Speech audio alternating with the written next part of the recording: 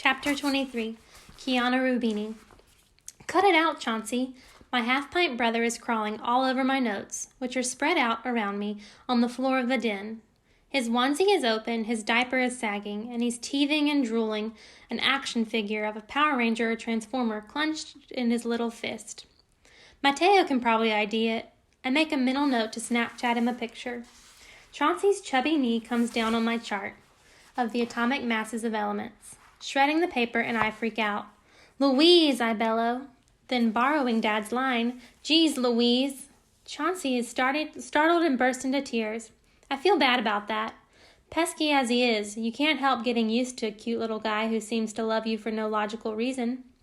On the other hand, I need my chart of atomic masses just like I need my periodic table, and all the other notes I have carefully organized on the floor. I'll never understand teachers. Sure, I get it that Mr. Kermit has come back from the lost land of crossword puzzles, but now, totally out of nowhere, he's gone science crazy. The state science assessment is on October 23rd, he announced last week. This is our chance to prove that our class can do as well as any other group, maybe even better than some. The way he said it, how he made it sound like it was against us against everybody else who calls us unteachable, got the whole class on board the Science Express. Elaine's eyes were practically shining with excitement and purpose. Maybe, she thought, we were going to dissect somebody. We're like Frodo going up against the dark forces of Middle-earth, Mateo declared. Okay, that's standard Mateo, but even Aldo is sort of into it. Ribbit is framing this as a giant in-your-face to the whole school. No way Aldo can pass a chance at that. So that's why I'm in the den, up to my ears in graphs and formulas, yelling at a baby.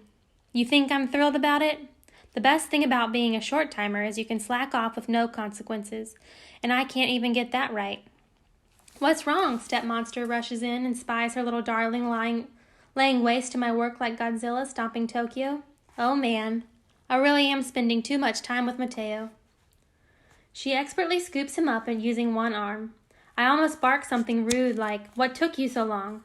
But then I spot the tall glass of iced tea in her other hand. "I thought you could use a study break," she offers, settling the drink down on the edge of the coffee table. "Kiana, your dad and I are so proud of how hard you've been working lately." It annoys me. Who does she think she is? My mother? She's definitely not that. I know because she isn't on a movie set in Utah, leaving me in exile. Chauncey hangs off her hip, arms and legs flailing. The action figure flies from his little hand, landing with a kerplop in my iced tea. "Chauncey," she scolds, "you ruined your sister's drink." Believe it or not, I actually sympathize with her then. Overworked, sleep-deprived, and saddled with her husband's California kid. "It's not ruined," I say quickly. "It's just..." I fish the Power Ranger out, watching the level of tea go down. I drop it back in again, and the level rises. My eyes widen in understanding. Archimedes, first law of buoyancy. A floating object displaces its own weight in liquid. I've been trying to understand it all day. I spring up and wrap my arms around Stepmonster. "Thanks for the tea." Chauncey sinks his newly cut tooth into his thumb and starts bawling again. The science craze even extends to Terra Nova Motors. Jake buys all these rolling whiteboards, and his mechanics show us how to calculate horsepower and torque.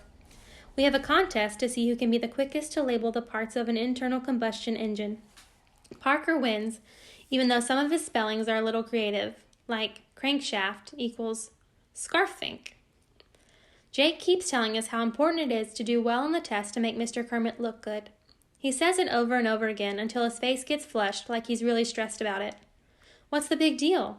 If by some miracle we ace the exam, those good grades will be ours, not our teachers'. And if we bomb out, well, that'll be on us too.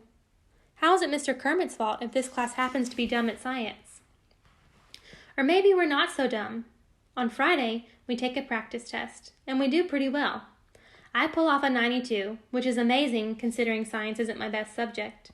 Elaine gets an 86, and both Barnstorm and Raheem crack 70.